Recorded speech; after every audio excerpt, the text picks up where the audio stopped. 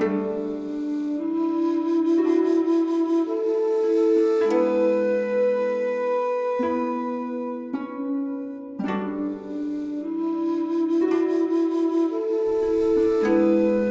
all of our recorded history, a vicious cycle has controlled the people of Japan. A single man rules until his strength falters, then a deadly war arises to decide the next man to claim his title. In peacetime, the law was oppressive, restrictive, backward thinking, and this has put Japan in an embarrassing corner on the world stage. In wartime, the fights were brutal, mostly fruitless but for the single victor, and consumed our strength as a nation. What we have seen over the last 2 years is simply the next cycle of this never-ending wheel, a cycle that cannot end while the people follow the law not because they agree with them, but because they will die if they do not. Whether the emperor or shogun comes out on top of this conflict, the result will be the same. The fate of Japan's children 100 years from now will be written in 1,000,000 death poems. But nations do not have to live like this. Across the world, free people live in harmony because they decide their own rules, live as they wish to live, and let superstition and tradition remain in the dark history from whence they came. I do not pretend that the foreigners have no faults, but unlike others, I'm not blind to the towering advances they have made over us in all areas of civics, art, and war. I see one simple path to ensure the happiness and safety of our floundering nation, to embrace the dreams of the people of my home, eager to throw off the chains of our forebears, to defy the monsters that would see our people crushed by the global wave of change. We must fight one last time, fight for a new way of life, fight for an age of freedom that shall be remembered by our descendants as the beginning of modern history. We must destroy not just the groveling shogun, not just the pompous emperor, but destroy the whole authoritarian culture and forge our own destiny. We must become a republic!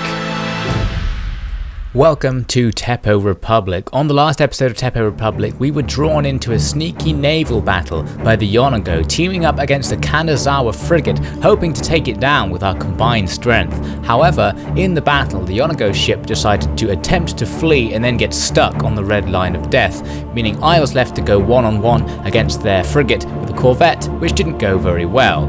Luckily, we took revenge on the Kanazawa by attacking their massive castle at Kaga, but they sallied right out against us, so we fought them in a field battle which was much to our advantage. Our big missile advantage managed to destroy their melee troops because they used them particularly poorly, and then we ended up outflanking and routing their line battling formation, which simply wasn't up to snuff with ours. A nice victory which allowed us to take the castle. But then another samurai rebellion occurred in Iga, this time bigger than the last, so a more challenging battle seemed to be on the horizon. However, it turned out to actually be easier than the last one just because I knew what I was doing, having faced the exact same situation very recently. So our forces routed the big low morale units of the samurai rebels, and overall Iga came out on top. Then we pressed against the Toyama using my reinforcement army heading into Hida, hoping to trigger a realm divide by taking their province, but it didn't. I decided to make a vassal of the Toyama to further increase my power without having to expend my already tired forces on another campaign into their lands, and this did indeed trigger the realm divide, so now we have to make a big decision which will decide the future of the clan. Let's go and make it. For the Emperor or for ourselves, that is the decision, and of course we're going to make the decision to go for ourselves, assume personal control as it's called in the game, to become a republic. This makes everyone hate you, which it does warn you about, and we'll see the extent to which that is true as we go on. Let's watch this little introduction video.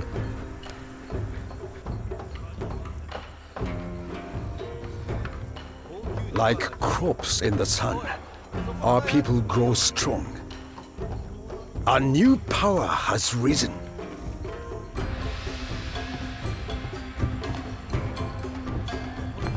From this day, we serve our own destiny. No shogun, no emperor. We will rule Japan. So that's it, we are now a republic. It is official. The message here says Independence Republic of Tsu. So our clan's name has changed to the Republic of Tsu. I guess we're not really a clan anymore, but we are for the intents and purposes of the game's interface. And it's just gone into winter, which means it's pretty much the least good time to suddenly be beginning a Republican campaign. Because ideally we want to take the initiative and attack straight away, but actually that's going to be difficult. We're going to be on the defensive for the most part, just because it's hard to attack in winter. You can see most of the land already hates us quite a lot. Some of the Shogun seem to like us, and our allies over in Kyushu seem to like us as well. We'll see how that changes as we move on. As a republic, we can now recruit new republic special units, including the stormtroopers, some elite close-range troops, and these republican infantrymen, who are a standard line infantry unit, slightly superior to the generic line infantry, who we can use, equivalent to the imperial or shogunal infantry, which our enemies will be recruiting. We also have republican engineers, another specialist unit. I think they specialize at long range. For the most part, the republican units are fairly unique, and there's even a bunch more which I can't recruit yet, which we'll see later. We also now have to go through the process of converting all of our pro-emperor provinces to be independent. Luckily, I've researched so many technologies that increase the spread of my influence. This is going to happen faster than it normally would have. It's going to take about 10 turns to get our entire domain under control, but that shouldn't be too hard. It does mean that in the middle of those 10 turns, we'll have some big public order difficulties. You can also see the victory conditions have changed. Before, we had to take something like 25 provinces and make sure that Imperial forces controlled at least 50, but now we have to control 50 for ourselves, so it increases the difficulty of finishing the campaign as well, just to add to the fun of having to fight every single clan simultaneously. So now we're going to go into an end turn sequence, and the end turn sequence after a realm divide is always good fun to see who is going to betray you first. So let's see how we go. The Satsuma, who are now the Satsuma Imperial Vanguard, they're one of my allies, so actually they don't come to attack me, which is good news. The Nagoka do want war, which I guess is to be expected. Now I decided to see whether my allies would join me. All of them immediately broke off the alliance when I suggested that, so I think that was a quite poor idea. I should have really not pressured any of my allies to actually join my wars in this difficult situation. It might have made them hold off from attacking me for a little bit, but I don't know, maybe not. The Sendai Shogunal Vanguard, who, well, we haven't even seen the Sendai so far, they're somewhere off in the east. They want war as well, fine, that's to be expected. The Vanguard clan of my traditional enemy probably would want to declare war on me, so that's not too surprising. Let's see who's next. I go through a bunch of Imperial clans who decide not to declare war on me. The Hiroshima, who are the guys who were starting up all those rebels, they do something because there's this long delay in their end turn sequence, which means they're probably doing something inside the fog of war with an agent, so I think they probably were up to no good. The Yonago, the Imperials who drew me into that naval battle in the last episode, declare war on me. Well, I already knew they didn't particularly like me, so I guess that was to be expected. It's a shame though, because they're quite powerful and they're right on my border at the moment. They also have tons of really powerful fleets on the north side of Japan, and I don't have any fleets up there. All of my fleets are on the south side, so they can do chaos by doing naval bombardments on my land, which they're doing in Wakasa right now. The Matsuyama declare war. I have no idea who they are, and looking on the right side there, they're completely diplomatically isolated and at war with half the country, so that's probably not such a problem, being at war with them. They're going to have their hands full. The Okayama want war as well. I don't really know much about them. They've got a bunch of allies who they tried to call into the war, but they all abandoned them, so that's good news. Still, another opponent to join our ever-growing list. We now have no allies left, of course, and our enemies have now exceeded the number of clans we're trading with, so we're starting to become completely hostile. The Okazaki, who I worried would betray me, don't, which is good news. I guess because we had an alliance before the divide, they didn't want to betray me right away, so that was good of them. If they had betrayed me, that would be extremely inconvenient given the position of their forces. The Simpu want war, that's to be expected really. We've been at war with them before, so they probably already hated us, and now they're just pushing that further, now that our relations have declined even more due to the divide. So they're going to move their forces right into North Shinano by the looks of it. They're going on the offensive straight away, which most of these other clans don't seem to have done. Or at least they have done, they're not on my border, so I haven't noticed. The Edo, who were the shogunate clan that we were friends with before the divide, they don't declare war on me, although that said, they are going to find their way to go to war with me in a moment, as we'll see. So even though we've gone through a few clans who didn't declare war on me, you'll see that some of them just randomly end up at war with you anyway, which is an effect of the realm divide. We'll see it here in a second. You get these clan joins your enemies messages, which is because the clans internally have been requesting each other to go to war with me, which it doesn't directly inform you about until after the turn in which it happens. So actually we're at war with more clans than that little sequence will have made us think. We've also lost all our trade agreements, obviously. We are still trading with the foreign powers, but now that the enemy's navies are just running rampant, they can easily stop our trade. And we can see here from the map, the diplomatic situation is that diplomacy is pretty much over. The entire nation hates us, and we can see of all the clans, most of them are at war with us, a few of them aren't, but how long will that last? Boys, it's time to whip all the dirt you've been gathering on the Emperor. A message just come down the wire saying Turks declared independence. You need it to be our ink sitting in front of every man and woman by morning. Every person who's storing at a paper is defeat, do you hear me? Oh, I don't want to sound like a shill, but Toto must be here in no time if you don't write some pretty damn convincing stuff in support of independence. So, I want to know the top 5 Dark Imperial secrets, I want to know how much dough I'll save, and I want it all finished in 2 hours. Go!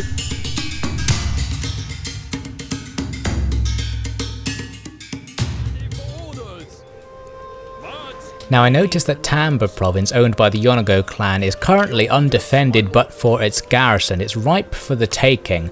The army I have hanging around on the border with them can't reach it in one turn though, which means it's not ideal to attack now because it's winter. But I realised that if Takayuki came up from his army in Setsu to join them, that would increase their movement points and mean in the next turn there's a chance they would be able to do it. Setsu itself is pretty safe for the moment. The province next door is actually at peace with us. There's only one hostile force hanging around, it's half dead, and I'm going to put some forces next to my T-fields just in case that little half dead force decides to go and raid them. Wakasa is in trouble, as you can see. It's slowly being destroyed by naval bombardment, and at the moment there's nothing I can do. I'm going to build some more troops there though in case it gets besieged by some guys coming down from Tango in the west. The next thing to consider is what to do about the Sunpu, because Anagakoji's army is unoccupied and I realised I could attack Suraga. It's fully garrisoned at the moment, so not necessarily a good idea, but I'm going to set an ambush right on the border in case they attack us. That's a good starting point. The Sunpu of course are currently focusing on North Shinano. The big problem there is that I don't really have any ranged units inside the castle, which is not ideal because when the enemy attack I want to be gunning them down as they come in, and nowhere nearby can produce ranged units either, so actually it's a little bit of an annoying situation. I'm going to just see how that goes for now. I don't really have any ranged units to spare from other armies to send in that direction. I noticed the Edo clan are raiding my trade routes with a half-dead ship. I engage them, that ship continues to raid and fights me rather than running away, a questionable decision, and they are destroyed, and I realised I can stick it to the Edo by raiding one of their trade routes right next to where I just was, so that's going to make me some extra money, good news, and the Edo are learning a lesson about how to effectively use navies. I really need to get a navy on the north side here. I don't have many production facilities, but I'm going to use which ones I can to actually start producing ships, but of course the Yonago fleet in the area will easily be able to defeat any fleet I produce there in the near future.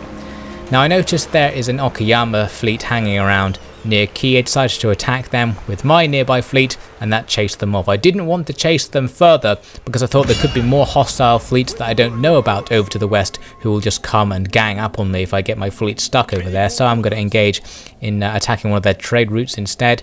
Now, during the end turn sequence before this, I noticed that I had this gunboat stuck out over near Shikoku Island. It's been there for the entire game, I'd completely forgotten about it. So now I'm going to bring it back in, and I'm using it to scout out Awaji and Eastern Shikoku, just to see if there are any big enemy navies or armies standing around. It doesn't look like there are, but there is a port here, which gives the enemy a good opportunity to dock troops out to go and attack Kii. They could probably reach Kii in one turn, so possibly something to keep in mind, because they could do that. Kii is not safe just because it doesn't border any enemy provinces. So we're going to go into the next turn, and now my old friends the Satsuma are going to declare war on me. Makes sense as a vanguard clan for the Emperor. They should have to fight me because I am basically betraying the Emperor. And the first thing they do is send a few of their ships around Shikoku Island to go and attack my gunboat. How unfortunate. So the gunboat, which I just remembered existed, almost immediately is under threat. Obviously I'm just going to run away, and I have more movement points than they do, so I managed to escape. Moving on, the Tanegashima decide to declare war on me. These guys are a vassal of the Satsuma. They control a tiny island just south of Kyushu, so not really a threat. But as you can see here, that island is next to the foreign trade routes, so they could damage my wealth, even if they can't really attack me in terms of attacking my territory because they're too far away. The Hiroshima, who I'm surprised haven't already declared war on me, finally do. They have tons of allies, as you can see, very well connected. So we're now at war with the guys who kept inspiring those rebellions in Iga, so at least we can take some revenge on them formally now, if they do choose to try and do a proper invasion. Moving on, the Yonago fleet near Wakasa is moving around. I think it attacks my port there, which also destroys the boat I was constructing there. Very inconvenient.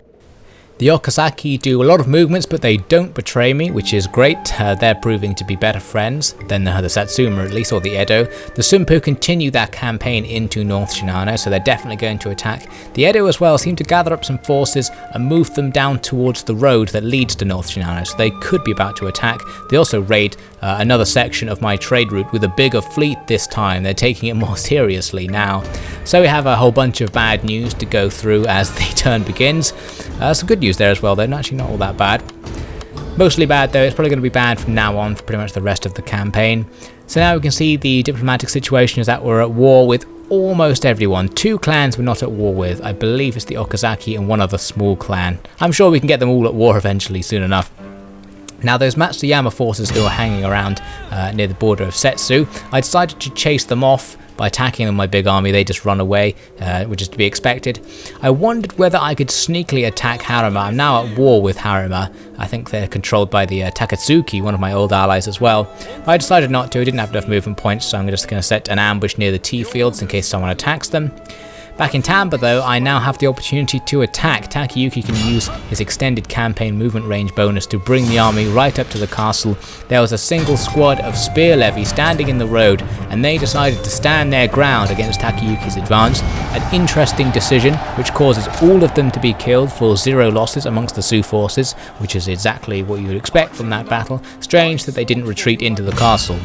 Anyway, now I can attack that castle, doing a quick auto-resolve since I have a giant advantage. So the province is going to be easily captured. It's quite good because this province is quite a good choke point. You can see it has a crossroads in the western part, which controls routes between many of the local provinces. So it's an excellent place to sally out of the castle and attack enemies moving towards Wakasa. I'm also going to burn down their imperial buildings, spreading the glory of the Republic.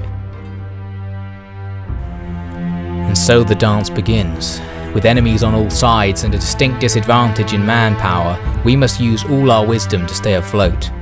The writings of the military masters speak much of adapting to the ever-changing rhythm of battle, being like water against their rocks, always attacking the weakest spots and defending our strongest. Lucky for us, the enemy ranks have no unity of command and have little chance of achieving our level of coordination. I understand why Lord Todo wants to keep control of the military out of the hands of the people for now. Only a single-minded focus can bring victory.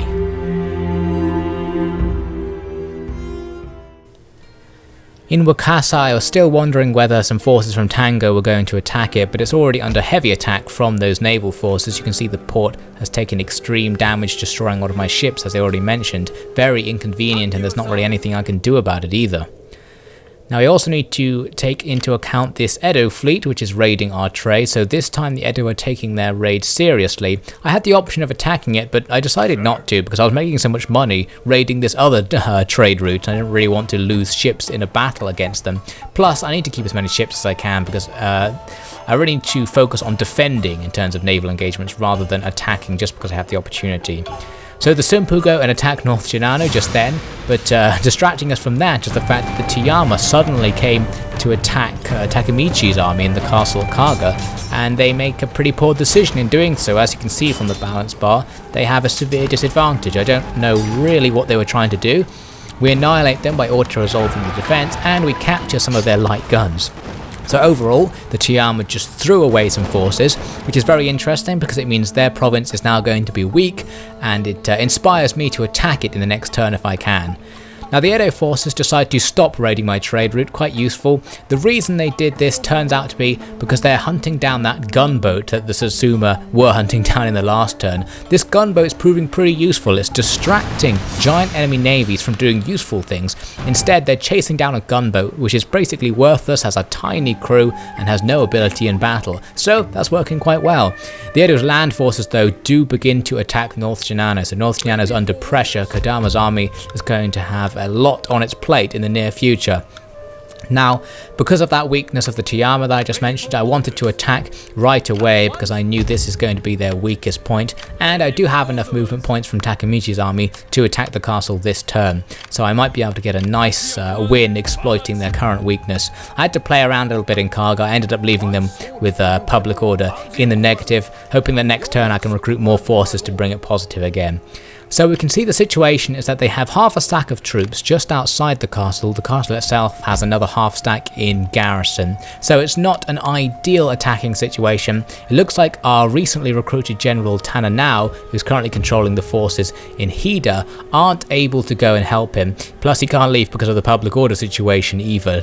So even if he did have the movement points, it would be a bad idea to bring him up. So I decided I'm going to have to make a fairly daring move. I'm going to attack the castle, and now I'm going to rely on the fact that the enemy's forces are split up, because although on the balance bar they have the advantage in this fight, plus it's a siege assault which makes it extra dangerous, most of their forces are in their reinforcement group. So my plan is to bypass the castle, engage and destroy the reinforcements, keeping enough of my skirmishing forces left alive to defeat everyone else left inside the castle, and then capture it. Let's go onto the battlefield and see if I can do that.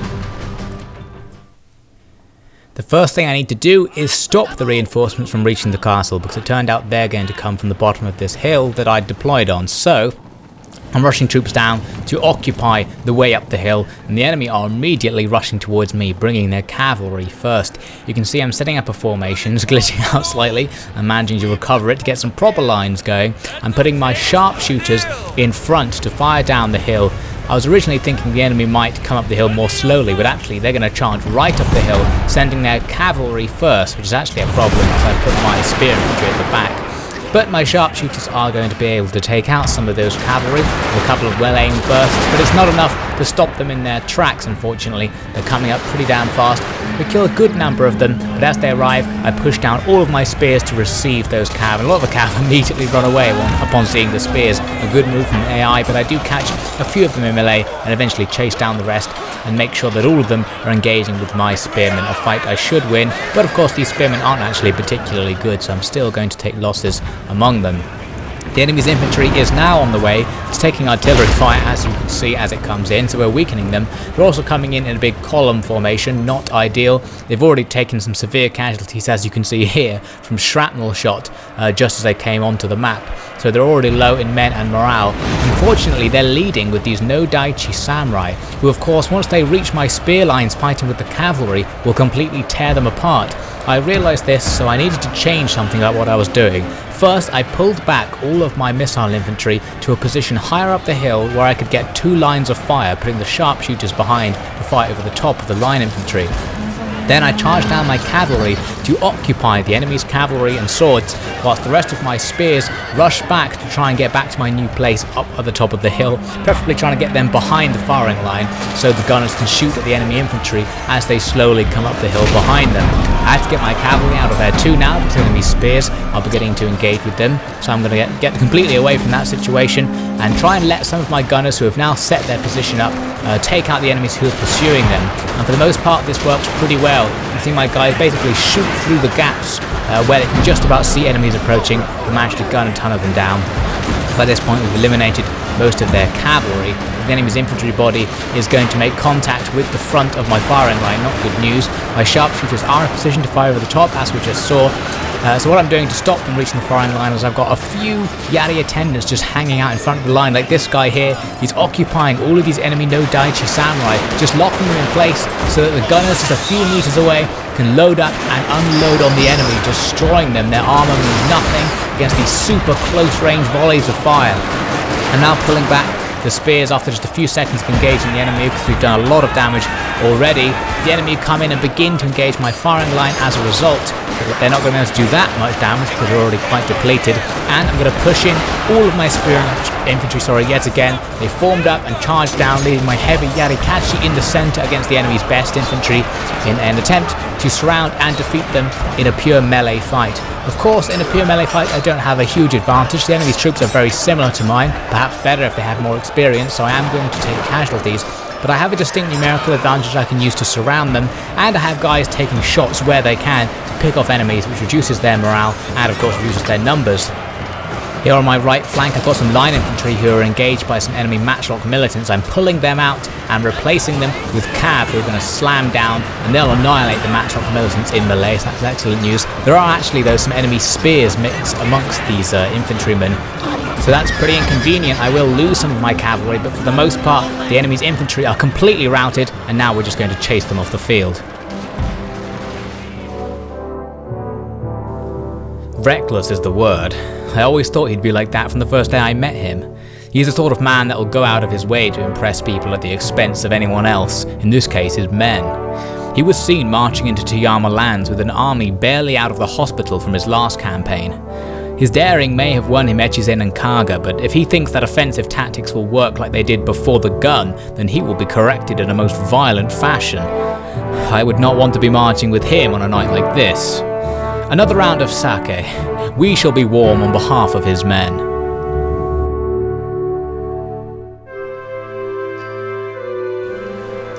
With the enemy's infantry defeated, it was just their artillery left to get rid of. They were already coming in quite slowly and had taken some artillery fire, so they're not exactly the most dangerous target, especially because they're not actually using them. They're just moving them. They didn't actually unlimber them at all or attempt to fire at my formation, which is ideal.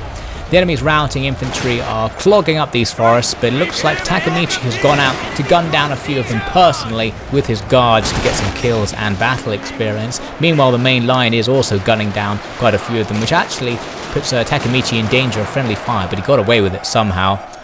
So as you can see, this pretty much means the enemy reinforcement group has been defeated, and according to the balance bar, we're now almost definitely going to win, but we still do have a castle to take, so I need to start setting up some siege skirmish tactics by moving my men into position. Let's have a quick look at the enemy's castle. They've got their men mostly arrayed on the wing of the castle that's right in front of us, including these levies who are looking out over the ideal firing point for my artillery, which is very annoying. If I can get rid of them, I'll have a great spot to fire my artillery in. The enemy's artillery have the world's worst spot. They're behind their own tenshu, so if I approach from the south, they won't be able to fire at me at all. I have these ninjas hidden on the north side of the castle. My plan was to sneak them in and take out the enemy guns to remove any risk of them firing at me as I came in. We'll see my attack on the castle in the next episode.